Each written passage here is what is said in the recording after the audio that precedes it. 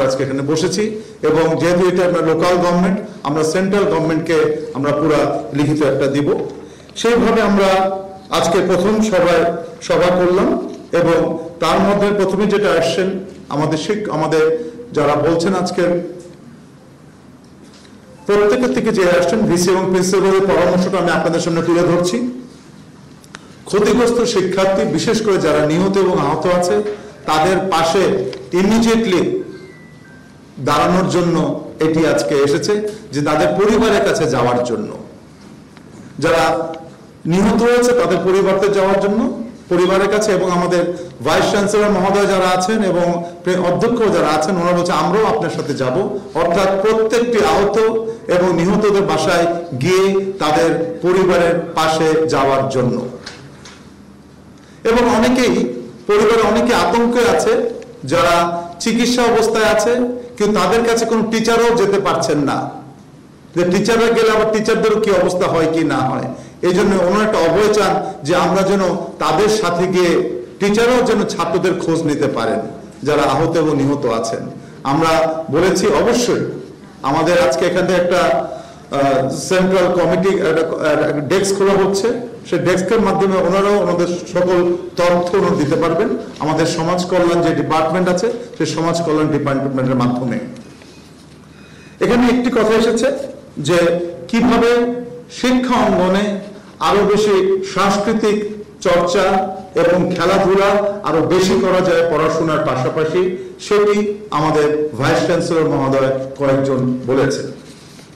আমাদের অনেক শিক্ষার্থীরা ট্রমার মধ্যে আছে, কিভাবে ট্রমাটাকে দূর করা যায় সেই জন্য ওনাদের সাজেশন আছে কি করা যায়। আমাদের অনেক শিক্ষার্থীরা কোমলমতি বাচ্চারা হিউজ একটা ট্রমার মধ্যে আছে, কিভাবে তাদেরকে এটা দূর করা যায় সে ব্যাপারে তারা একটা ডিসিশন দিয়েছেন।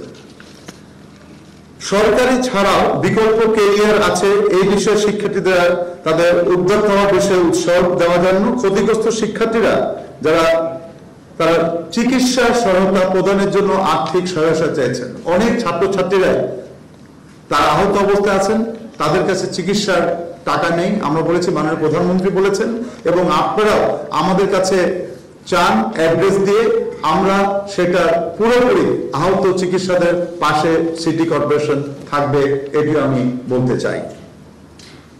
আইনগত সহায়তা চেয়েছেন, আর্থিক সহায়তা চেয়েছেন। কি কারণে এই ঘটনাটা ঘটলো এটা অনুসন্ধান করার জন্য যে দরকার পড়ে গবেষণা করতে বলেছেন টিচাররা, কি কারণে এই ঘটনাটা ঘটলো। শিক্ষক, শিক্ষার্থী ও অভিভাবকদের সাথে সম্পর্ক কিভাবে বৃদ্ধি করা যায়, শিক্ষক, শিক্ষার্থী ও অভিভাবকদের সম্পর্ক কিভাবে বৃদ্ধি করা যায় সে ব্যাপারে আরো বেশি কাজ করার জন্য বলেছেন। ওনাদেরকে বলেছেন যে কানেক্টিভিটি কিভাবে বাড়ানো যায়, শিক্ষকদের সাথে দেশের রাজনীতিবিদ, বিভিন্ন মন্ত্রণালয়ের সাথে আরো বেশি কিভাবে কানেক্টিভিটিটা বাড়ানো যায় সেই ব্যাপারে ভাইস চ্যান্সেলর মহোদয়রা তারা তাদের বক্তব্য দিয়েছেন। ওনারা চাচ্ছেন আরো বেশি কানেক্টিভিটি বাড়ানোর জন্য। প্রাইভেট ইউনিভার্সিটির মধ্যে সরকারের সাথে আরো বেশি সম্পর্ক কিভাবে করা যায়, এটিরও আরো সুন্দর গভীর সম্পর্ক কিভাবে আরো করা যায় এই ব্যাপারে ওনারা একটা তাদের বক্তব্য দিয়েছেন।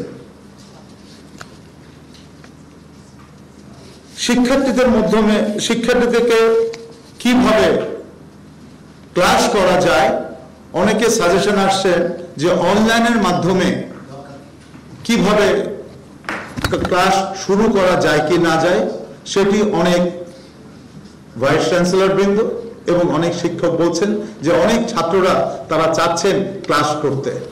অনেকে বলছেন যে আমরা চাই, এখানে অনেকে আছে, অনেকে বলছেন যে আমাদের তো স্কুলে কিছু হয়নি বা ইউনিভার্সিটিতে, পরে অনেকে বলেছেন আমাদের এখানে হয়েছে, আমরা যদি অনলাইনে ক্লাস যদি শুরু করতে পারি তাহলে আমরা এর থেকে রেমেডি পাবো।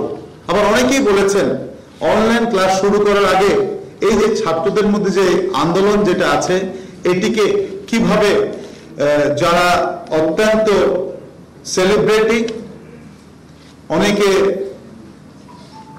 ছাত্র আছে, অনেক ইনফ্লুয়েন্সার যারা আছে, ইনফ্লুয়েন্সারদের মাধ্যমে সোশ্যাল মিডিয়াতে কিভাবে প্রচার করা যায়, অনেক ভাইস চ্যান্সেলর বৃন্দ, অনেক প্রধান শিক্ষকরাও এই কথাটা বলেছেন।